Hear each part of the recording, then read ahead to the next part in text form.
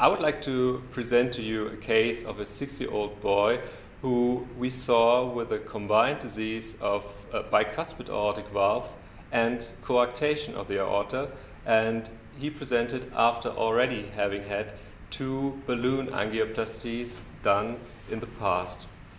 He was in a situation not taking any medication, and he presented with arterial hypertension and was referred to us by a pediatrician.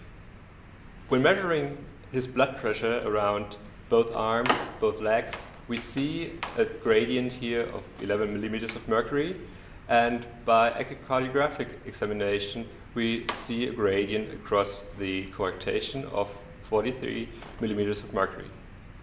In the MR scans we detected that there were 2 situations where narrowing of the aorta took place, and in those 2 locations it was a question of whether to place a stent or not.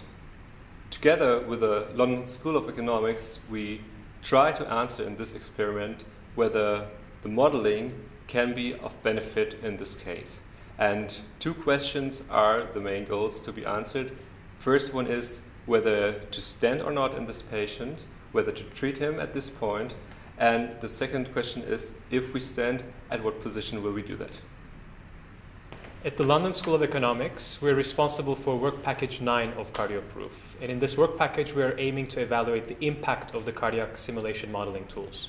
We're addressing the research question, does imaging-based modeling result in different clinical decisions as compared to clinical practice guidelines?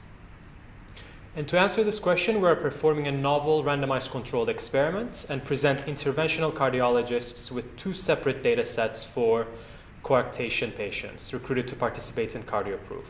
The first data set will include the imaging parameters currently recommended by clinical practice guidelines, and the second data set will include an expanded list of parameters, inclusive of information that is available from both traditional imaging parameters and also information that's available from simulation modeling.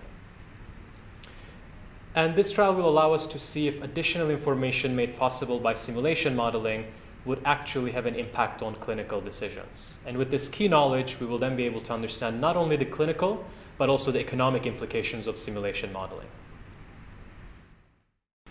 With the additional modeling, we not only have a chance to detect diameter alterations in a 3-dimensional way, we also have a chance to simulate flow across the entire vessel. And in those flow simulations, we see alterations, we see turbulences already in the flow that originates from his bicuspid aortic valve.